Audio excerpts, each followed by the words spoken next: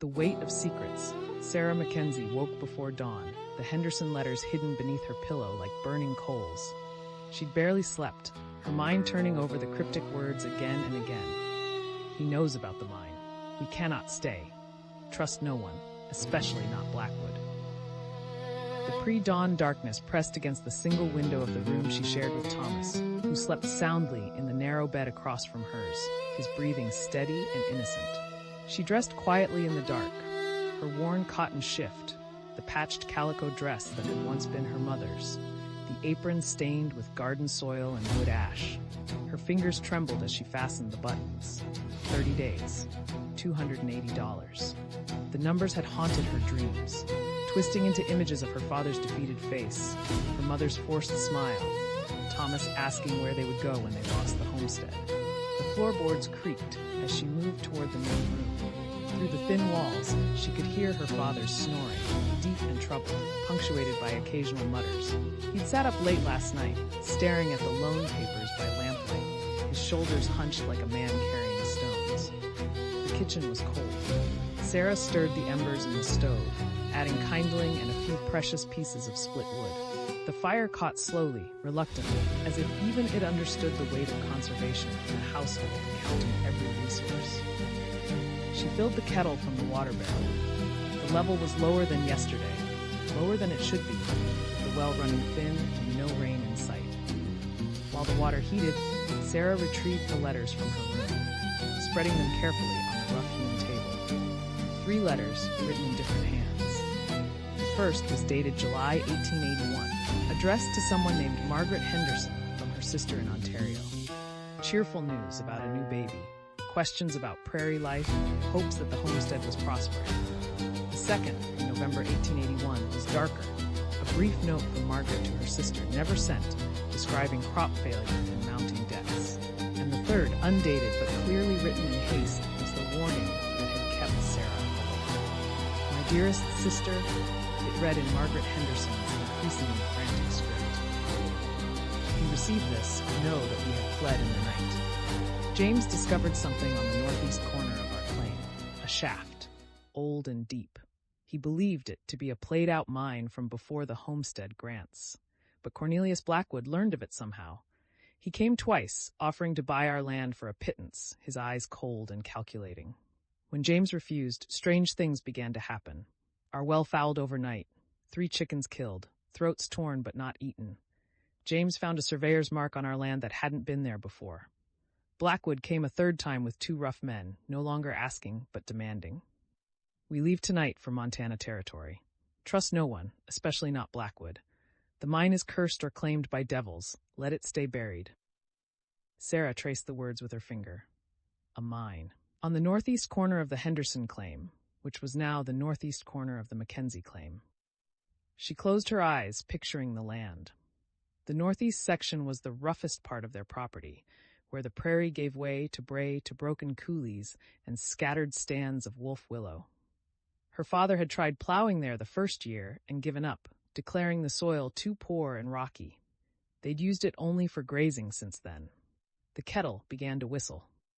Sarah quickly folded the letters and tucked them into her apron pocket, then prepared the morning coffee. Chicory mixed with precious real coffee grounds, stretched to last. She was slicing yesterday's bread when her mother emerged from the bedroom, already dressed, her hair hastily pinned. "You're up early," Eleanor Mackenzie said, her voice soft to avoid waking the others. Her eyes, sharp and knowing, studied Sarah's face. "Couldn't sleep?" "Thinking," Sarah admitted. Eleanor moved to the stove, warming her hands over the growing heat. Dangerous occupation these days, thinking. But there was no humor in her tone, only a bone-deep weariness that she tried to hide. "Your father's talking about going to Medicine Hat today, to speak with Mr. Garrison at the bank. To beg for more time? To see if there's any possibility of extending the loan. Or," Eleanor's voice faltered, "or to discuss terms of surrender." Sarah's hand stilled on the bread knife. "Surrender? If we can't pay, the bank takes the land regardless. Your father thinks if we negotiate now, we might at least walk away with the livestock and wagon, enough to make a fresh start somewhere else." Eleanor turned to face her daughter, and Sarah saw something she'd never seen before in her mother's eyes. Defeat. Maybe he's right, Sarah. Maybe we've fought long enough. No. The word came out harder than Sarah intended. She set down the knife and pulled the letters from her pocket. Mama, I found something yesterday in the old chicken coop. Eleanor took the letters with trembling hands, moving closer to the window's growing light. Sarah watched her mother's face as she read, saw the confusion give way to shock, then fear.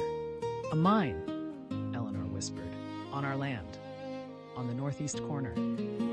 Mama, if there's really a mine, if it has anything valuable, it's dangerous. Eleanor's voice was sharp now, protective. These people fled in terror, Sarah.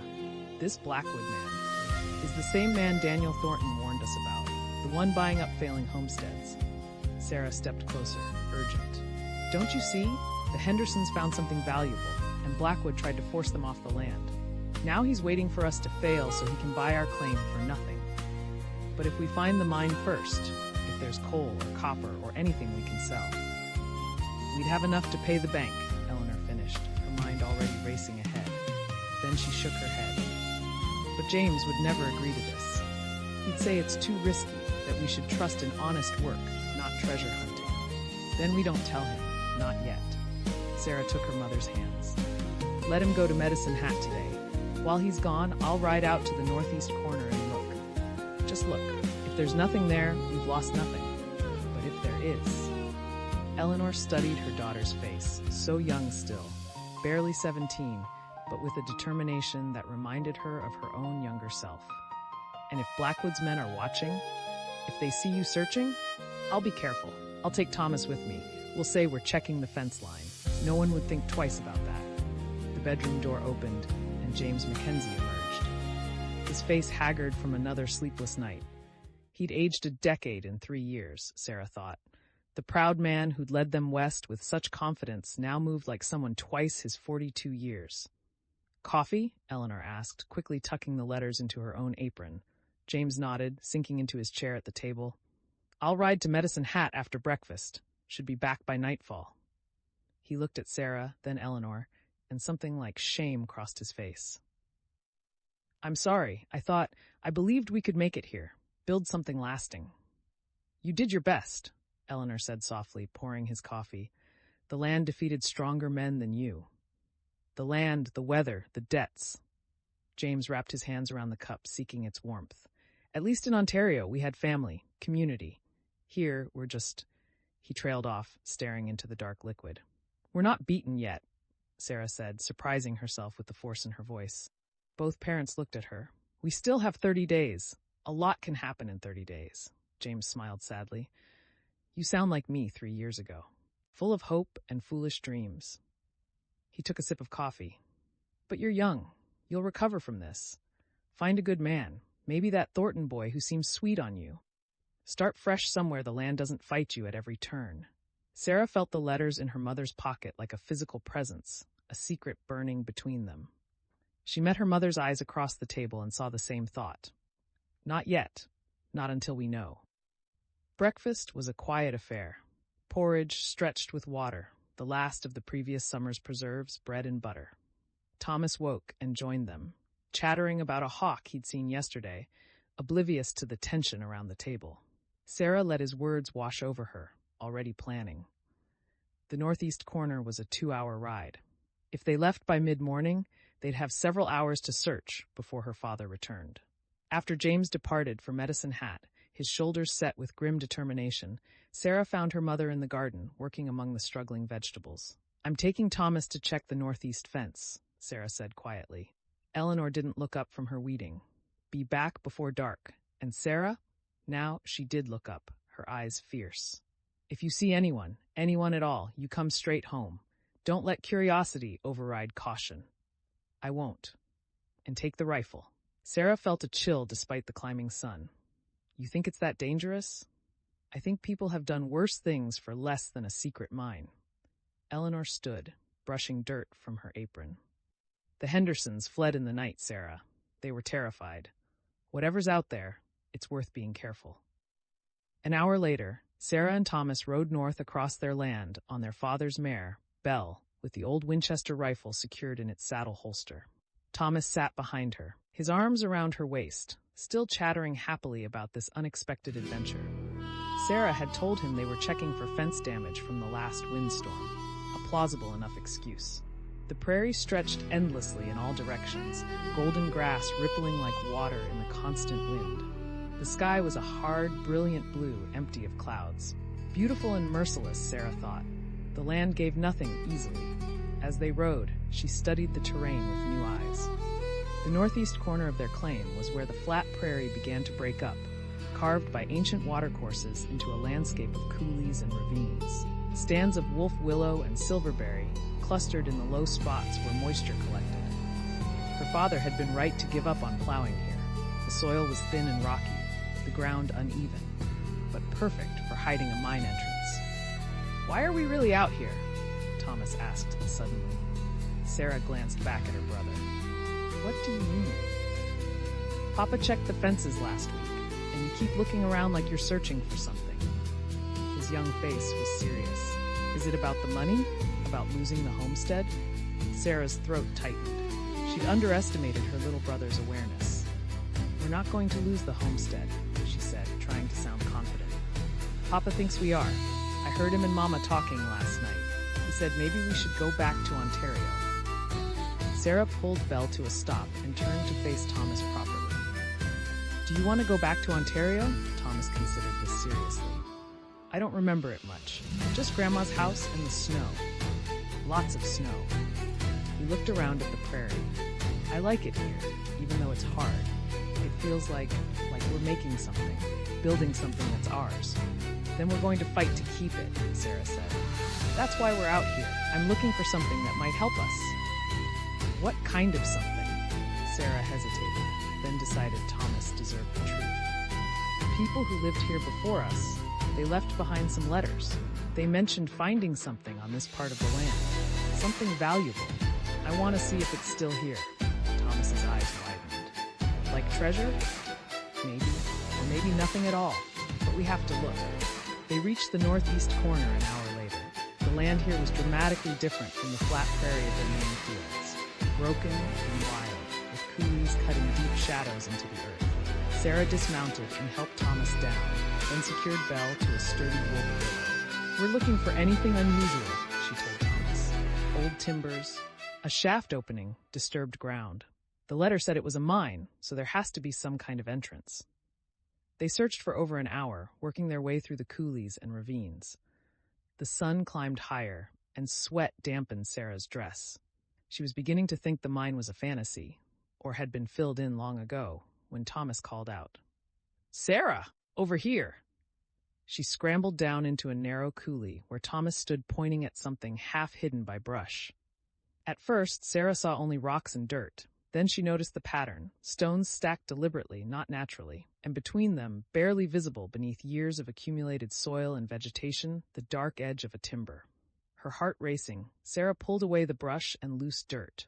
More timbers emerged, old and weathered but unmistakably man-made, a frame, and within the frame, darkness, a shaft descending into the earth. "It's real," Thomas breathed. "There's really a mine." Sarah knelt at the edge of the shaft, peering down. The opening was perhaps 4 feet square, reinforced with timber supports that looked ancient. The darkness below was absolute. She picked up a stone and dropped it into the shaft, counting. 1 second, 2 seconds, 3 seconds. A distant splash. "Water at the bottom," she said. "It's deep. Can we go down?" "Not without rope and lanterns, and not today." Sarah sat back on her heels, her mind racing. The mine was real. The Hendersons had told the truth.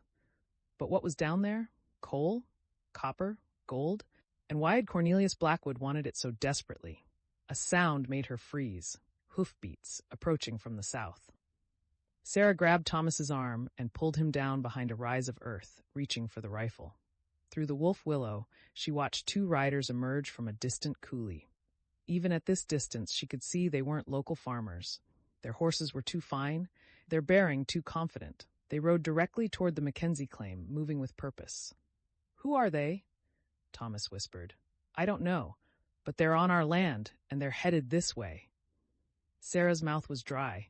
Had they been watching? Did they know about the mine? The riders stopped about 100 yards from where Sarah and Thomas hid. One of them, a tall man in a dark coat, stood in his stirrups and surveyed the broken terrain. He said something to his companion, then pointed directly at the coulee where the mineshaft lay hidden. Sarah's blood ran cold. They knew. Somehow, they knew exactly where to look. The tall man dismounted and began walking toward the coulee. Sarah made a split-second decision. She stood, raising the rifle to her shoulder, and stepped into view. "This is private property," she called out, her voice steadier than she felt. "You're trespassing." Both men froze. The tall man turned slowly to face her, his hand resting on the pistol at his hip. At this distance, Sarah could see his face, hard and weathered, with cold blue eyes that assessed her with disturbing calm. "Miss Mackenzie, I presume," he said, his voice carrying easily across the distance.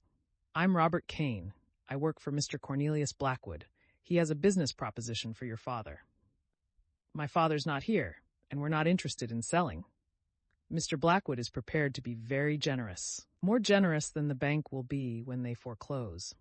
Kane smiled, but there was no warmth in it. "He understands your family's situation. He wants to help." "By stealing our land for pennies?" Sarah kept the rifle trained on him. "I've heard about Mr. Blackwood's help. The Hendersons received his help, didn't they?" Something flickered in Kane's eyes. Surprise, perhaps, or respect. "The Hendersons made poor choices. They could have left wealthy. Instead, they ran. After you terrorized them. After they refused a fair offer for land they couldn't work." Kane took a step forward. "Miss Mackenzie, you're young and clearly brave. But bravery won't pay your debts. Mr. Blackwood is offering $300 for your claim. That's more than enough to satisfy the bank and leave your family with a fresh start." "And what does Mr. Blackwood want with land that can't be worked?" Kane's smile widened. "That's his business. Do you want to save your family or not?" Sarah's arms were beginning to ache from holding the rifle, but she didn't lower it. "Tell Mr. that Blackwood will pay our debts ourselves. Now get off our land." For a long moment, Kane simply stared at her. Then he shrugged and remounted his horse. 30 days, Miss Mackenzie. That's all you have.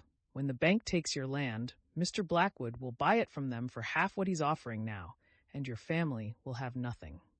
He tipped his hat mockingly. "Good day." The two men rode away, unhurried, confident. Sarah held her position until they disappeared over a rise. Then her legs gave way, and she sank to the ground, the rifle clattering beside her. "Sarah?" Thomas's voice was small, frightened. She pulled him close, her heart hammering. "It's all right, they're gone." But it wasn't all right.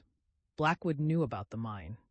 He had men watching their land, and he was willing to wait only 30 days before taking what he wanted. Sarah looked back at the hidden shaft, at the darkness that might hold their salvation or their destruction. The Hendersons had fled rather than face Blackwood. But the Hendersons hadn't been as desperate as the Mackenzies were now. She made her decision. "Come on," she said to Thomas, standing and brushing off her dress. "We need to get home and tell Mama what we found. And then—" she stared in the direction Kane had ridden. "Then we need to figure out what's down in that mine before Blackwood takes it from us." They rode home quickly, Sarah constantly checking behind them for pursuit. But the prairie remained empty, save for the endless wind and the circling hawks. When they reached the homestead, Eleanor was waiting on the porch, her hand shading her eyes. She knew immediately from Sarah's face that something had happened. "You found it," Eleanor said. "It wasn't a question. We found it. And Mama." Sarah dismounted quickly. "Blackwood's men were there. They know about the mine. They know everything." Eleanor's face paled, but her voice remained steady. "Then we don't have 30 days. We have hours, maybe less, before they make their move." She looked toward the empty southern horizon, where James had ridden to Medicine Hat. "Your father can't know about this. Not yet. He'd insist on going to the law, and the law won't help us against a man like Blackwood. So what do we do?" Eleanor met her daughter's eyes, and Sarah saw the same fierce determination she felt burning in her own chest. "We go down into that mine tonight. We find out what's there, and we use it to save our home, whatever it takes." Sarah nodded, feeling the weight of the choice settle over her like a mantle.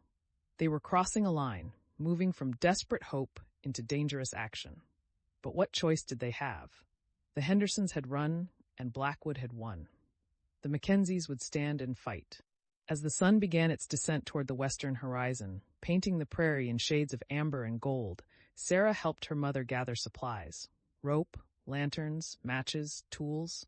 Thomas was sworn to secrecy and sent to watch for their father's return. They would wait until dark, then ride back to the northeast corner and descend into the mine. Sarah touched the letters in her pocket one final time, reading Margaret Henderson's warning. "The mine is cursed or claimed by devils. Let it stay buried." But some things, Sarah thought, couldn't stay buried. Not when your family's survival depended on bringing them to light. She just hoped they would survive what they found in the darkness below.